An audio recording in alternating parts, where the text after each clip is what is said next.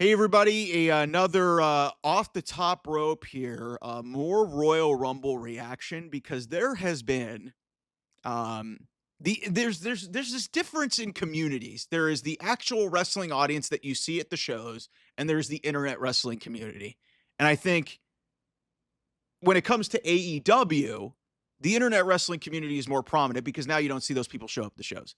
The fans that show up at WWE shows actually care, okay, about their product. But for some reason, in the aftermath of the Royal Rumble, for some reason, it's shown in YouTube dislikes, and there's been a lot of tweets that I've seen. A lot of people, for some reason that I fundamentally do not understand, are mad about Jey Uso winning the men's Royal Rumble. What am I missing? What am I missing about this story?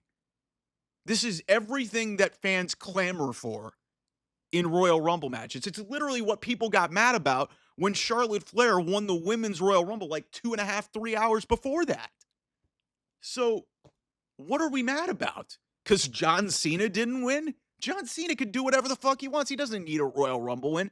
I was a little surprised that CM Punk didn't win. But you know what?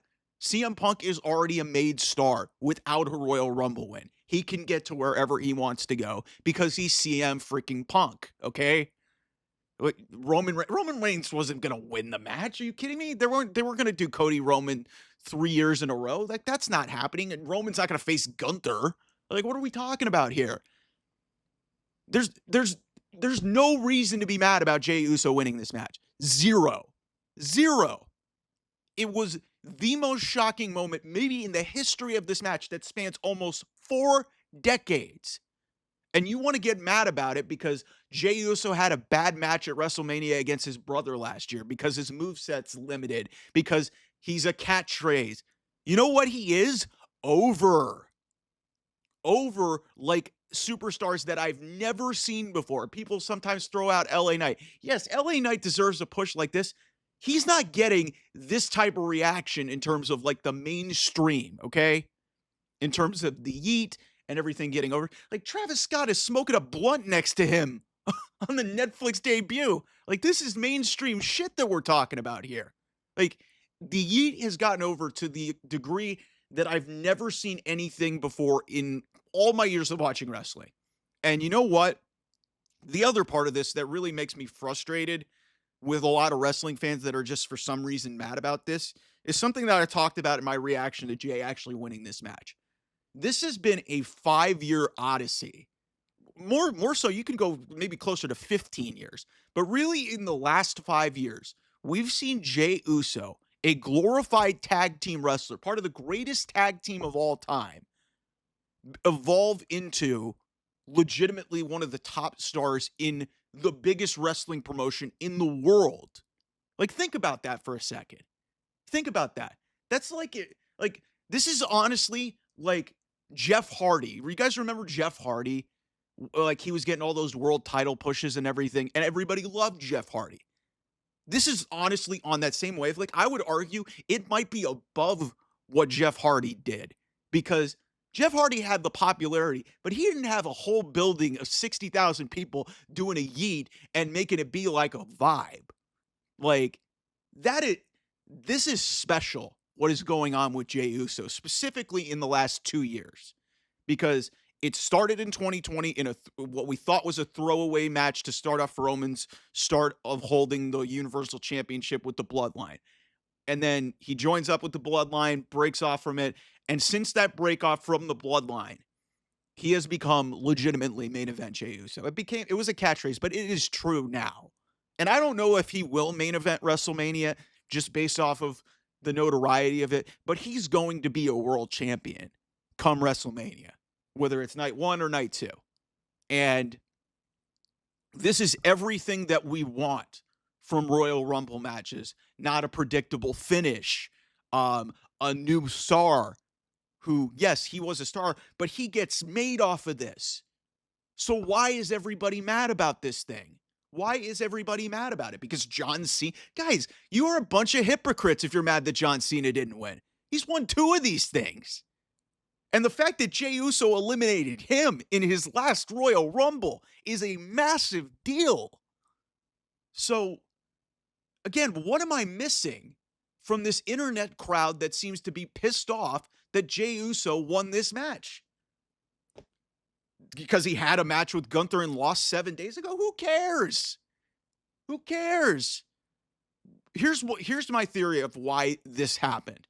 They were probably going to go with one of the obvious choices, whether it be CM Punk or John Cena, somebody else maybe that could have gone off the grid. Here's what I think was happening. I think Jey Uso was going to face Gunther for the World Heavyweight title no matter what. Okay? That was in the plans for WrestleMania.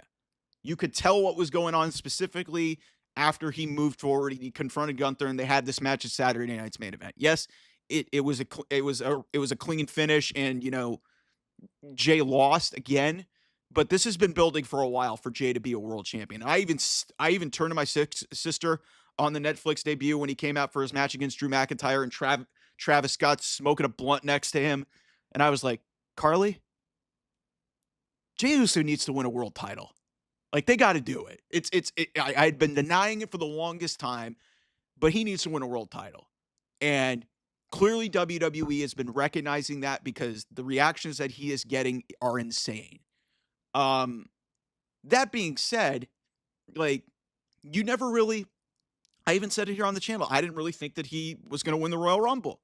So you get the shocking conclusion, and, they decided to go and make a massive moment, one of the most shocking, upsets, if you want to call it, one of the most shocking eliminations, maybe in the history of this match that, again, spans almost 4 decades. The Royal Rumble's been around forever. And that is the most shocking conclusion to a Royal Rumble match that I have ever seen. Ever.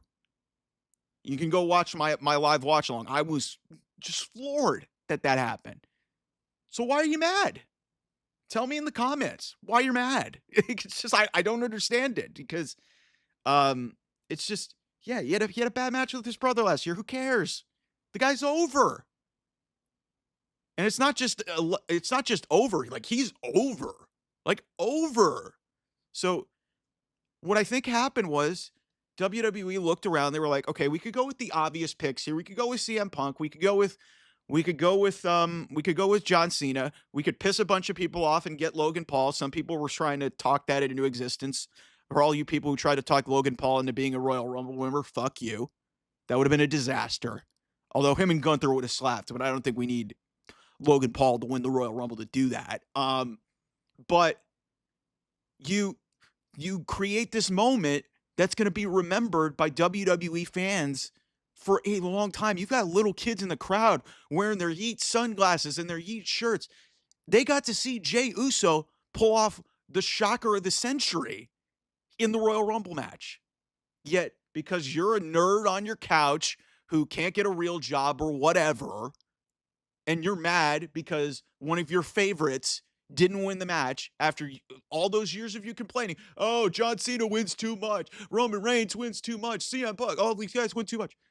You got a guy who's gotten himself organically over in the last 5 years, who's beloved by the majority of the audience, not the internet wrestling audience.